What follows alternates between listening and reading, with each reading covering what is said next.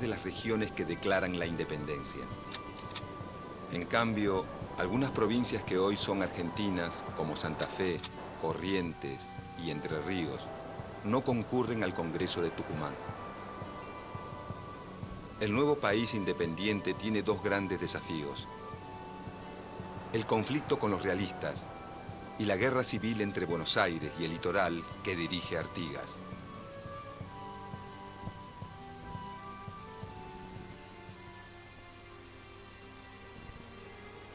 El nuevo director supremo, Juan Martín de Pueyrredón, reafirma el gobierno centralista y apoya al general José de San Martín, que inicia su campaña a través de los Andes. San Martín liberará a Chile y Perú, y así contribuirá a la caída del poderío español en América del Sur.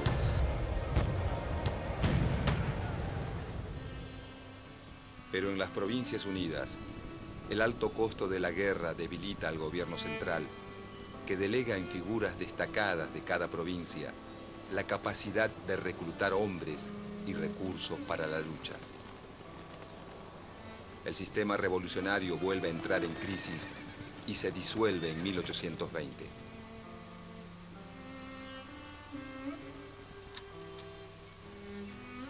En el virreinato del Río de la Plata, el actual territorio argentino está dividido en 3 intendencias: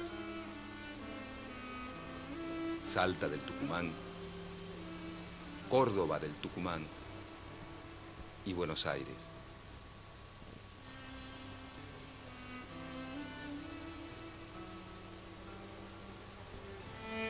Los gobiernos revolucionarios subdividen esas intendencias coloniales. Cuyo es separada de Córdoba, Tucumán de Salta, y el litoral artiguista se desvincula de Buenos Aires. Cuando en 1820 se derrumba el poder central, la única organización política que se mantiene son las ciudades y las zonas rurales que las rodean, es decir, las provincias. Se intenta crear jurisdicciones más grandes luego del derrumbe del poder central, la llamada República de Entre Ríos y la República de Tucumán, pero pronto fracasan. Quedan entonces 13 provincias y más tarde se agregará Jujuy. Cada una de ellas posee autoridades propias. Muchas sancionan una constitución provincial y en algunas surgen líderes locales que se convierten en caudillos. Salta, Tucumán, Entre Ríos, Santa Fe y la Banda Oriental han sufrido la devastación de la guerra.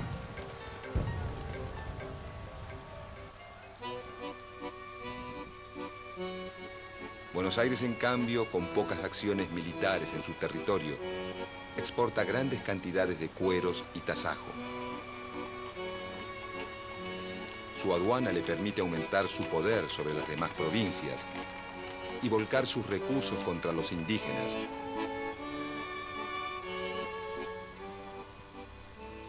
Y en pocos años duplica el territorio hacia el sur.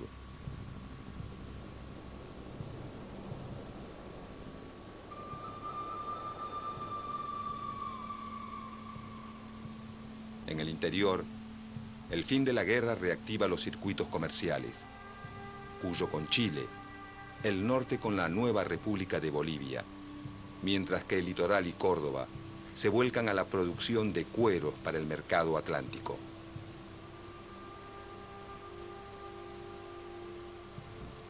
Las nuevas tendencias comerciales, lejos de contribuir a la unidad, fortalecen las divisiones. A mediados de la década de 1820, las provincias se reúnen en un Congreso Constituyente para volver a crear una unión y sancionar una constitución. El intento fracasa al enfrentarse a dos grandes problemas. Por un lado, la guerra con Brasil, desencadenada cuando la Banda Oriental, apoyada por las Provincias Unidas, se levanta contra la dominación brasileña. Mientras que los rioplatenses obtienen importantes victorias militares, los brasileños bloquean el puerto de Buenos Aires principal fuente de ingresos de las Provincias Unidas. Con la mediación de Inglaterra, se resuelve el conflicto y nace un nuevo país independiente, la República Oriental del Uruguay, que se separa de las Provincias Unidas.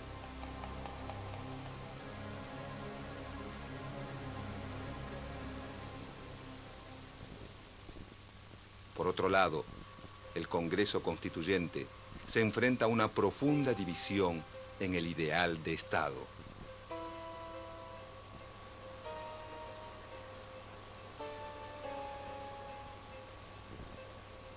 Dos corrientes surgen de este enfrentamiento.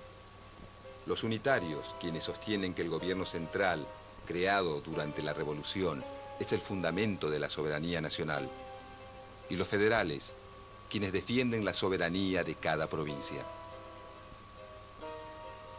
Aunque el grueso del interior es federal y los principales dirigentes unitarios son porteños, hay muchos federales porteños y varios unitarios en las provincias.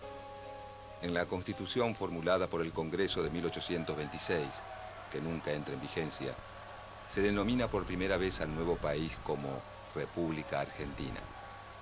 Con la disolución del Congreso Constituyente y el regreso del ejército de la guerra contra Brasil, que toma partido por los unitarios, se desata una guerra civil.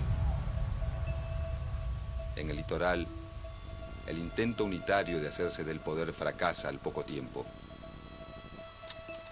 Buenos Aires, Santa Fe, Entre Ríos y Corrientes se afianzan como provincias federales.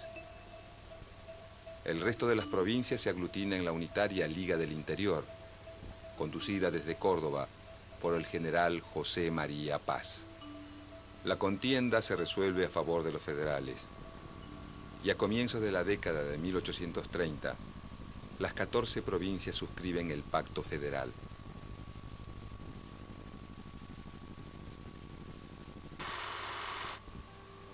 Aunque legalmente las provincias son iguales entre sí, el gobernador de Buenos Aires, Juan Manuel de Rosas, afirmado en el poder desde 1835, logra imponer su orden sobre el resto de la Confederación. Por medio de la diplomacia o de la fuerza, obtiene gobernadores adeptos en todas las provincias, afianzando su poder a través de un único partido federal.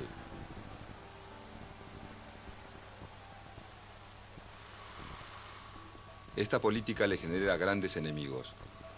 La provincia de Corrientes, que lucha varias veces contra él. Los antiguos unitarios, un grupo de federales antirrocistas y un puñado de intelectuales conocido como la Generación del 37. Todos se oponen fuertemente al gobernador porteño.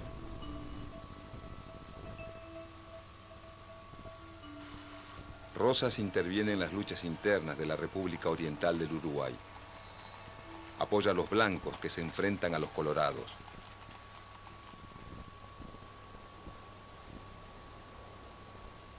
Los franceses aprovechan estos conflictos y bloquean el puerto de Buenos Aires entre 1838 y 1840.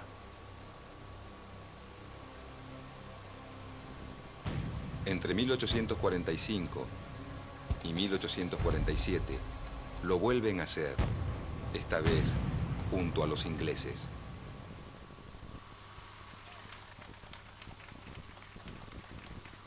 Rosas supera los conflictos y logra el reconocimiento internacional de una zona política autónoma en América del Sur.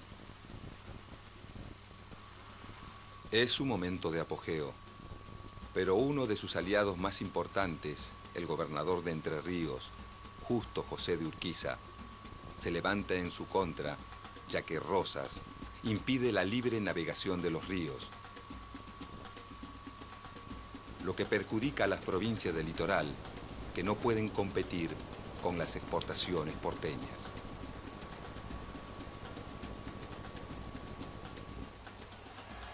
A Urquiza lo apoyan Corrientes, los opositores emigrados, los colorados uruguayos y Brasil. Este conflicto se resuelve con el triunfo de la Alianza Antirrosista en la batalla de Caseros en 1852. Rosas se exilia en Inglaterra, donde residirá hasta su muerte.